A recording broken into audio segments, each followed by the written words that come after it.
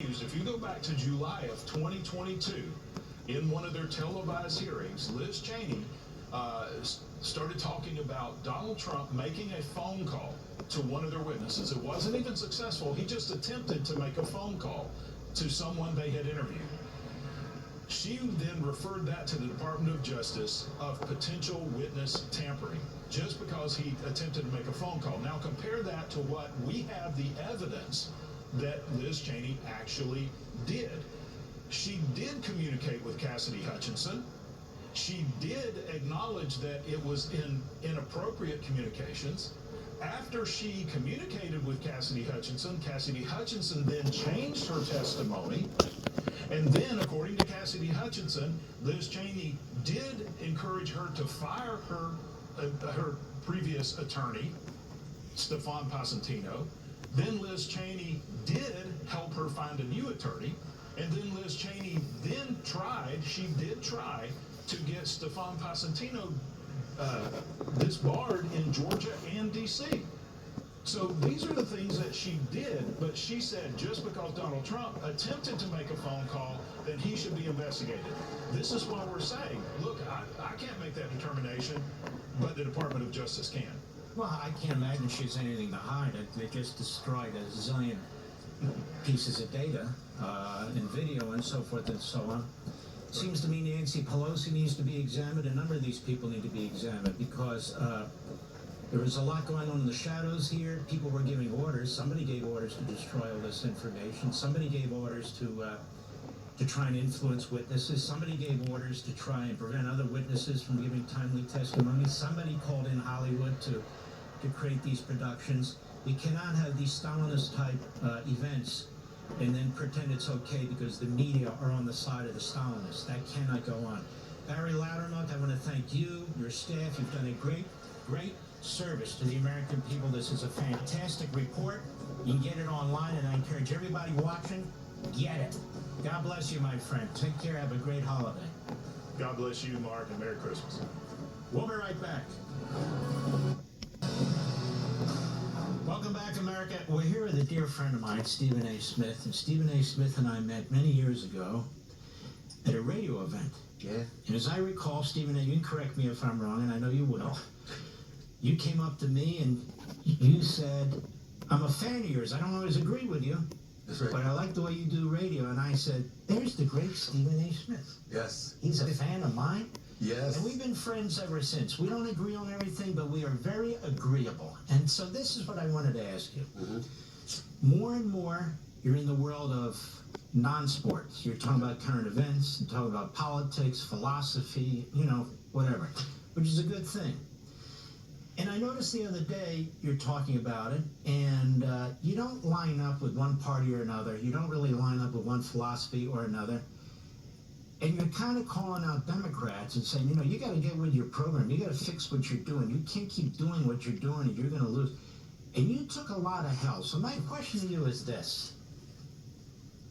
Isn't this kind of stereotypical that people expect a sports guy, a black guy on ESPN to toe the line or else? And yet, you know what? Because of you, I watch more and more ESPN, and I don't find that to be the case at all. I find a lot of different opinions and a lot of different guys in a lot of different areas.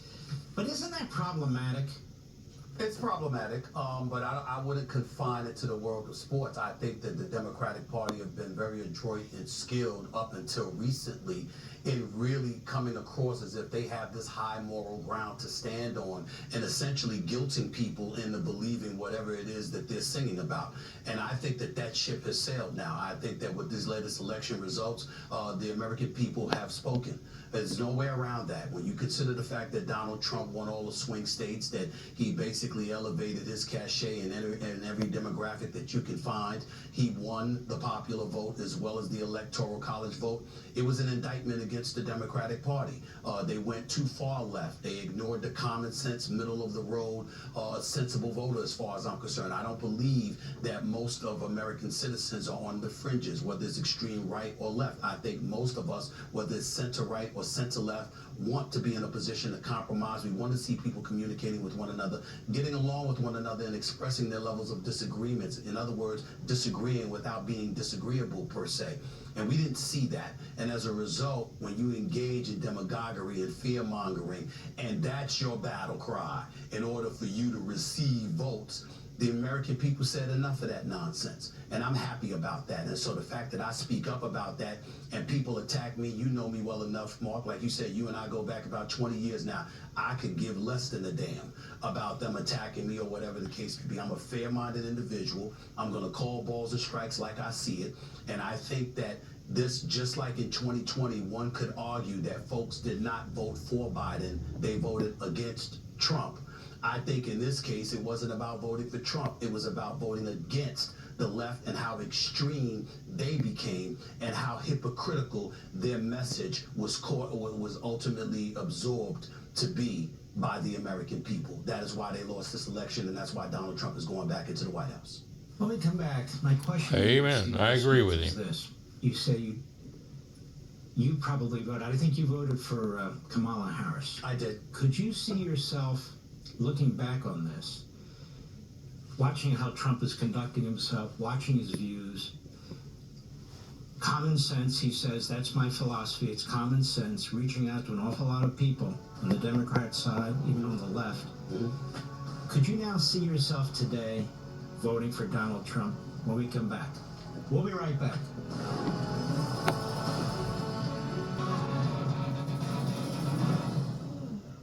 Welcome back, America. Stephen A. Smith. So could you see yourself seeing what you see now? And obviously Donald Trump can't run for president again, but if he could, under this current circumstances, could you see yourself voting for him? Quite possibly. I'm not going to sit up there and dismiss that anymore. I think we're beyond that. He would have to prove a lot, Mark. And I'm not talking about policy now for a second. Allow me to say this. What concerned me about Donald Trump, and the reason I voted against him and voted for Kamala Harris, was because I felt that he would be divisive, that he would create chaos because he demands such a level of loyalty and fealty to him. And that would take priority over governing our nation. That was my concern. And so I'm looking for both sides to work across the aisle from one another. Having said that, when you see some of the things that he said, if he follows through on some of the things that he has said, it's not just about eradicating inflation, improving the economy, obviously controlling our borders. These are all things that I care about, make no mistake about that, and I certainly would support him in that regard. But it can't be just about fealty to him and loyalty to him. It has to be about getting the job done on behalf of what's in the best interest of the American people, as opposed to yourself, and not engaging in a kind of juvenile tendencies, tweeting all the time and going after people who are really much irrelevant in the grand scheme of things. You do things like that and you show that you're the adult in the room, yeah. I don't think anybody could dismiss Donald Trump at this particular moment in time, not just because of him, but because of what we've seen the Democrats do. We're not falling for it any longer. The American people aren't falling for it any longer. I voted Democrat, and I got to tell you something right now. I don't like the fact that I did. I don't like what I'm saying. I don't want to hear about, oh, we're about law, we're about a law. Nobody's above the law. Nobody's above the law. But then you go out and you pardon your son. And you try to blame everybody else for it. I don't want to hear about defund the police. I don't want to hear about, you know, what there should be open borders. I don't want to hear this stuff. And I don't think most of the American people want to hear that. We're thinking about the state of affairs that's in. We're not about America only, but being about America and prioritizing what's going on in this nation with the desolate and the disenfranchised and everybody else in between, and looking out for the best interest of what it is for America. That is not a crime for an American politician or a commander-in-chief or a senator or a congressional figure to have that mentality. I want them to have that mentality. So I think about things along those lines. And I'm no longer interested in, nor do I believe any of us should be interested in listening to a bunch of fear-mongering to tell us who we shouldn't vote for. Why don't you come up with a plan that tells us why we should vote for you? That's what I'm interested in.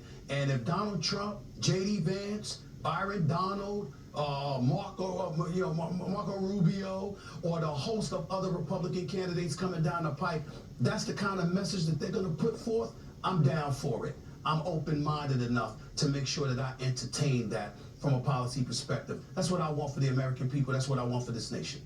That's why we love you, my man. Now, one quick question. I don't have a lot of time left. Sure. You get this all the time. Who's going to win the Super Bowl?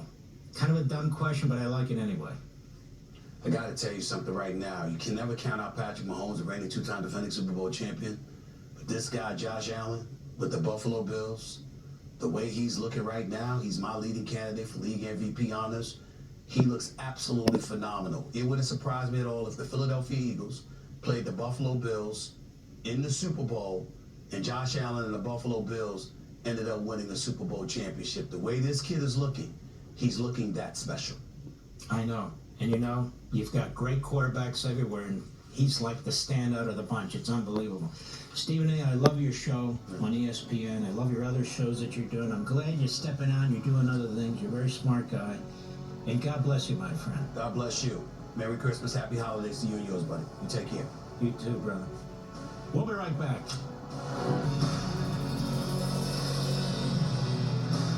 Welcome back, America. Black Widow, who murdered 3 ex-lovers, freed in Biden's historic clemency spree. Washington Free Beacon. He also freed a couple of judges who were taking kickbacks from a private prison system where he was throwing juveniles in prison for a long period of time who did basically nothing. One of them committed suicide. He said, I'm pardoning nonviolent people. I don't want to hear a damn thing from you liberals.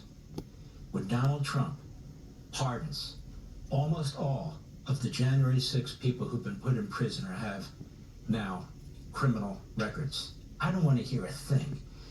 Any of them who didn't commit acts of violence against a cop, they should all be pardoned. They threw the book at these people. Many of them for misdemeanors, they made them plead. Many of them who decided to fight, they pushed the misdemeanors up to felonies.